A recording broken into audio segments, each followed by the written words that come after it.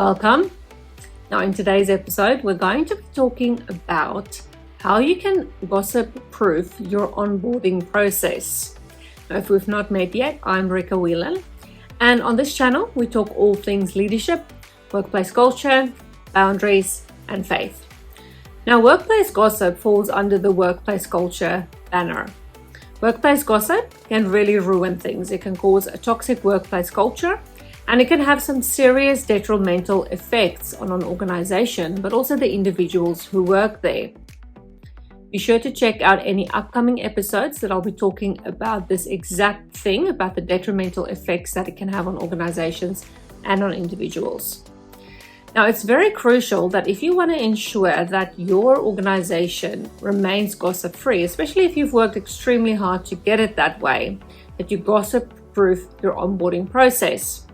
However, if you're not there yet and you still do have gossip as very prevalent in your organization, I'd like you to go to gossiptogrowth.com, and that is the program that I run where I teach you a step-by-step guide of eradicating workplace gossip. Okay, now let's imagine this.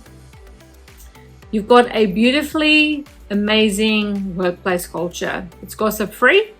Everybody enjoys coming to work. And it's a team environment, and your whole team just actually gets along very well. But one of them has resigned because they're moving interstate, and now you have a new employee that you have to onboard. So you onboard your employee, you follow your normal procedure, and within a few weeks of this new employee starting, you start noticing a shift. You can just sort of see that people are starting to act differently. Some people are getting a little bit more emotional than what they normally would. But okay, the employees knew, you realize that they're just settling in, and everybody, they'll get used to each other very soon, and then they'll move on.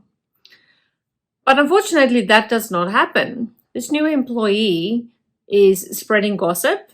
And the way you find out about this is because you've got emotional and very upset employees coming to you because they're not used to gossip spreading in their environment. They're used to a gossip-free environment. And you start really noticing that the culture has become toxic. That new employee is not the only employee that now has started gossiping. It's actually spread like a wildfire now to your other employees who are usually not gossipers, but now they have become gossipers. And you put your hands in your hair because you just think, how is it possible that things could have changed so much with just one employee? Well, in some circumstances, leaders wouldn't even know or notice that it is actually the new employee that has caused this dramatic change in toxic workplace culture or in the workplace culture itself. And I'd like to refer you to the Tuckman model. So if you've not heard the Tuckman model yet, it is the 5 development stages that any team will go through at any point in time. Now, I will be doing a different video on the Tuckman model. And as soon as this video comes out, I'll be sure to link it somewhere up here and to put the description below. But for the moment, when I'm recording this episode, I have not done that episode just yet. Now, the 5 stages of Tuckman is the forming phase where everyone is new, very respectful. Then you've got the storming phase where people start showing their true colors and they start clashing a little bit. And then from there, or a lot, and then from there, they're going to the norming phase where things kind of go back to normal. Then they're going to the performing phase where the team really starts doing very well and performing very well. And then the adjourning phase, which means that someone leaves. Okay, so some leaders might know or not know that it is this new employee that has actually caused all the drama. Some leaders might not have noticed because as leaders, we're busy and we're not all that involved with our teams the whole day long because we give them autonomy, because we don't micromanage our teams. We allow them to work by themselves, and therefore we just do check-ins and we don't hang out with them all the time because we don't micromanage them.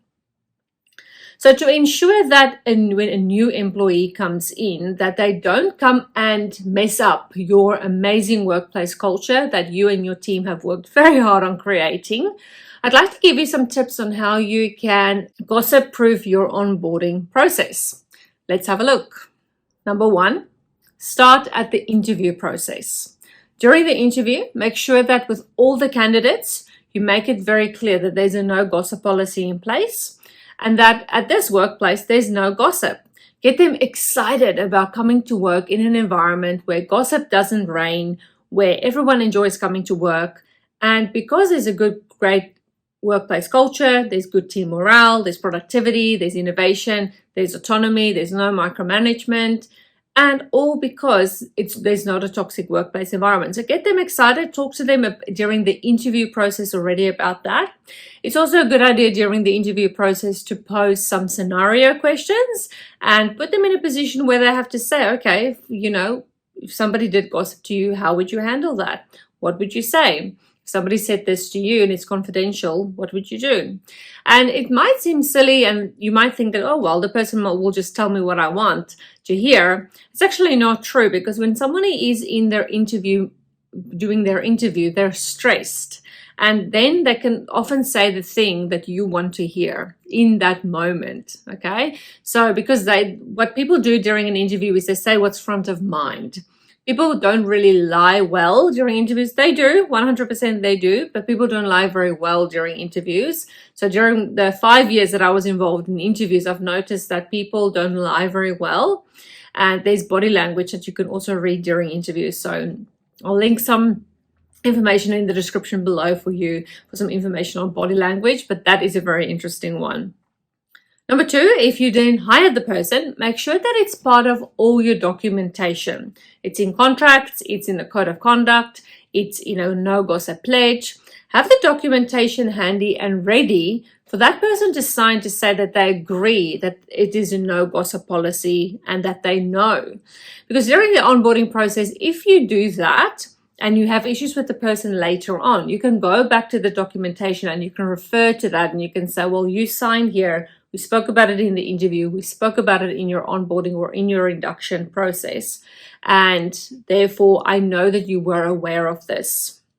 When people do exit interviews, they would often say things like, well, I didn't know, well, all the information wasn't given to me. I didn't have a very good onboarding process. So you can make sure that you've got a great onboarding process by either pre-recording a video that they can watch as part of their onboarding process regarding the no gossip policy or regarding your amazing workplace culture and your expectations of them as part of this workplace culture. Or you can sit with them as a one-on-one, depending on the team, because I know some leaders don't have the capacity to sit one-on-one with new people that are onboarded onto their team.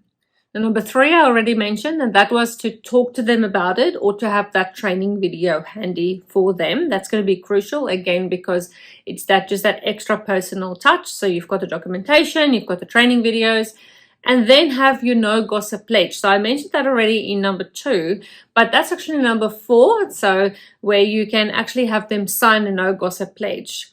And it's actually very good if you onboard a new person and you go to your whole team and say, hey team, we've got somebody new on board. They're really excited about also not gossiping and they've signed the no gossip pledge. So that's exciting. And it might all sound like a little bit of silly conversations to have with adults, but what I find is that adults get really excited if they've got a good workplace culture because they want to protect that. And not a lot of the people that I've worked with, not a lot of them have actually experienced a great workplace culture. So when they had that, they did not want to let it go. So these conversations are quite crucial, and not only with the person that you're onboarding, but also with your current team to set their mind at ease that the new person coming in is not going to disturb things. Number 5, give them open channels for communication. So with a new person that's onboarded, make sure that they know how they can communicate. If something that is said during their onboarding process is actually not true or it's not happening in practice, let them know how they can let you know. Does that entail a personal conversation? Do you want them to email you first and then you arrange a meeting with them? But please let them know how they can communicate with you. If there's any other issues as well that they want to communicate to you, make sure that during the onboarding process they actually know what that is. Because one thing that I've found in my years is that people will often communicate to their peers about things that they're frustrated about. Or let's say, for example, something's happened and that instead of coming straight to me and say they're feeling frustrated about it, they'll rather go to a peer and go and tell the peer how frustrated they are with me for a lack of doing something or for doing something, vice versa. And it's the same with peers as well. If an employee has done something, instead of going directly to that employee, they'll go to another employee and gossip about it. So let them know what are the open channels of communication, and let them also know that if they've got a grievance with someone or if something's happened, the channel is that they have to go directly to that person. But often what I have also done is if that person wants to come to me first for coaching, then 100% I'll give it to them. They can come to me and say, okay, I'm going to go and speak to so-and-so about this thing that happened. Can you please coach me through what I have to say? Then I've done that. They have a lot more courage and they've got that open channel of communication. And when they go and speak to that person will also know. So we use the key phrase so if you use that key phrase, then the other person will know, okay, well, I have to listen now because this person is going to come and is now going to speak to me about something that I've done. You can choose a key phrase, but the key phrase we used was what we learned from we actually learned it from another training organization. So I don't want to infringe on any of their information, but basically we just let that person know that, hey, I need to speak to you about something that happened yesterday, that happened today, and would you mind just giving me a one-on-one time? So yeah, just use a key phrase, and then that's a really good open channel of communication. So it's important that you let the new person know what is their open channel of communication or channels of communication. Number 6, you're then going to meet with them on a 3 and 6 weekly basis after their onboarding, as well as 3 and 6 month marks after their onboarding. So you're going to meet with them 4 times individually, specifically set those times during the onboarding process. You put it in your calendar, put it in their calendar. It's set in stone and it can't move unless something else and urgent has come up. And those meetings are very, very crucial because after the 3 weeks, you really want to gauge from them, how have you settled in? How's the team going? How's the communication? And just gauge from them, how was the onboarding process? Is the information that I gave you in the onboarding process, did that help you? And is there enough information there? And typically in that first 3 weeks, everyone will still be in that forming phase where everybody's still very respectful towards each other. And everybody just wants to put the best foot forward because there's a new person on the team. And the new person also just wants to put their best foot forward. And unfortunately, I have found that when there's clashes of personalities, then they'll go into the storming phase quite quickly, where they'll start like bickering with each other, having differences of opinion. And that's where the open channels of communication is so crucial, because if they know that, okay, if I've got a grievance with someone, or if I'm bickering with someone, or I've got a difference of opinion, this is how I have to handle it, then it's going to be much easier and you can get through that storming phase.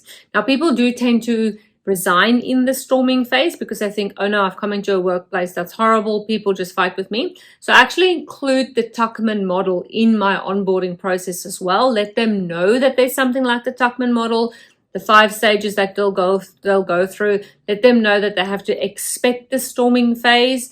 They have to expect the fact that they might have a difference of opinion with other people. This is how they have to deal with it. And if they can just get through the storming phase before they make a decision on whether they want to resign or not, but preferably within the probation period, whatever that probation period is. At the 6 week mark, by that time, I have typically seen that the storming phase has kicked in. And between the 3 and the 6 weeks is usually when I coach and help people with those open channels of communication, and I push them back. And very rarely have I had to mediate 2 people because of that open channels of communication. Then again at the 3 and the 6 month mark, and then that'll be your probation period discussion as well, whether they've passed their probation or not. Now, number 7 is using the information from those meetings to ensure that your onboarding process is improved. So if there was anything missing in your onboarding process, then make those improvements. If they've gossiped, for example, during that period, have conversations with them. Is there something that they didn't understand? and in a separate video, and then also in my program, I'll teach you what to do about that if they have gossiped and what are the steps that you have to follow. But basically, have a conversation with that person, follow up immediately. And that's number 8, is accountability. It's extremely important that you keep them accountable for every single thing that you have spoken to them about, that they've been onboarded about, and in particular if they have gossip, because we're now gossip proofing your onboarding process.